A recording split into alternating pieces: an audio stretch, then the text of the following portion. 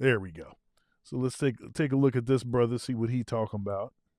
Okay. And another thing, to the girl who tried to take the little laissez-faire approach to calling men not attractive no more because we not healed. Let your friendly neighborhood janitor tell you something. These are fresh gloves, y'all. I can touch myself. That's what y'all are always worried about. Listen, we are the most healed generation of men. The men aren't attractive anymore because they decide not to heal. We are the most healed generation of men.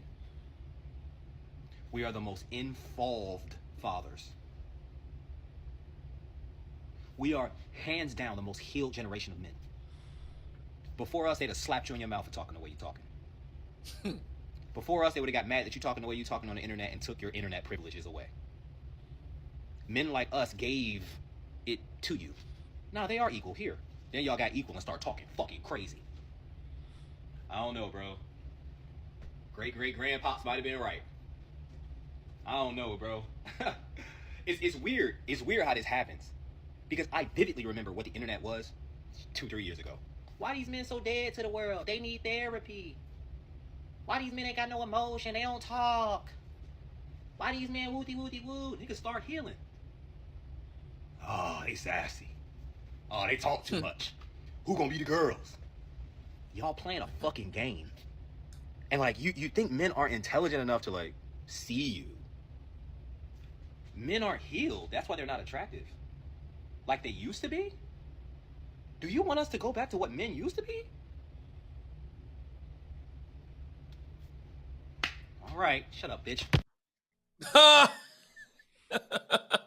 Well, I mean, the brother is right. He's 100% correct. And you know, I get a lot of controversy. I'm on an app. When you know, in my downtime, I'm planning my shows and whatnot. So it's kind of like de facto talk radio for me, called Clubhouse. And I Yeah. got into a lot of trouble over there because I made the statement that personally, I can't speak. I don't speak for any other brothers. I only speak for myself. I speak for no one other than me.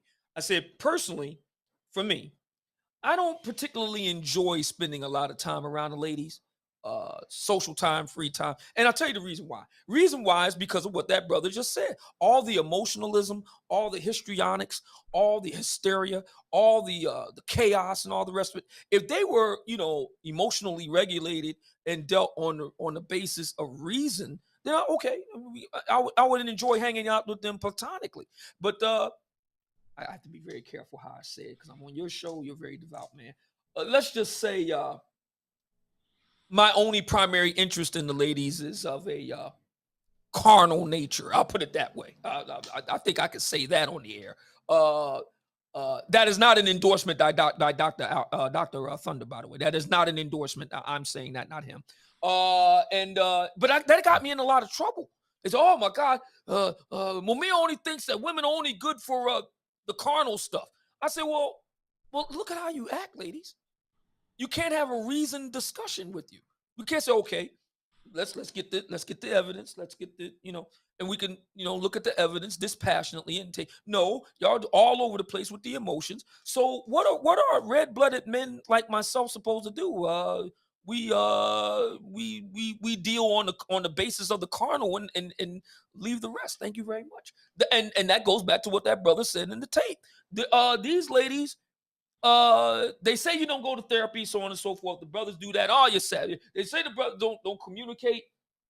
You do. Oh, you're sassy. They say the brothers don't take care of the kids. They can't take care of the kids. Oh, you trying to replace us. I mean, it's just that's the reason why I said what I said. In most cases, now there are some sisters out. You do. I'm going to use some ladies from the book that you understand. There are some sisters out there that are like Esther, right? Esther was a judge. Okay, you could reason with Esther. Okay, fair enough. But there's not many black women that are like Esther. There are not many of them out there like that you can sit down and reason with them. You know. So let me. So I'm going to say something here, and you've said a few things throughout the show, that acknowledge nuance. In other words, it's not all. You've said not all. You've said there are not many that will this. You didn't say none of them are capable of this. You you could say, you know, something is generally true, but it doesn't mean that there are no exceptions, right? This is nuance, right? Now, what I have noted is that nuance is not the best way to grow your platform. Okay? Now, all right. So, if you are nuanced and you're willing to give things a hearing and acknowledge that there are outliers, and if you say things like not all or this way, then that actually it actually a lot of folks don't want to hear that. What they want to That's hear true. you say is they're all like this. They're all like that. Okay. Now I took heat myself for saying not all, because now the thing is that the reason that I was saying that is because when we frame our arguments as all, then all it takes to defeat the argument is to find the exception. So if you can find someone that doesn't fit within what you have said as all, now so rather than framing arguments that way, frame them in a way that actually you can defend easily.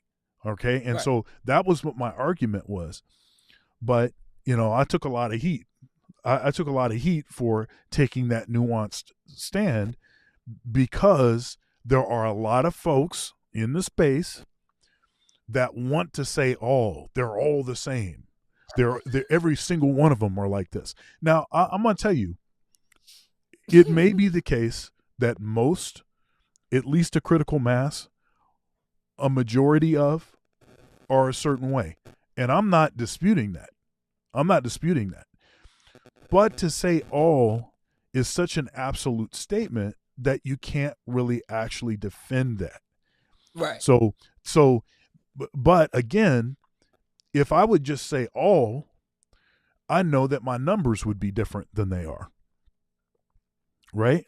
But because I'm doing the nuance thing, You're measured. Yeah. I'm doing the more measured thing. Some have characterized me as being a fence sitter, which is ridiculous. But I'm surprised nobody has accused you of being a simp yet. Well, no, they accused me of being a simp. Yep. Oh, okay. Well, Yeah, there you go. simp, fence Now, sitter.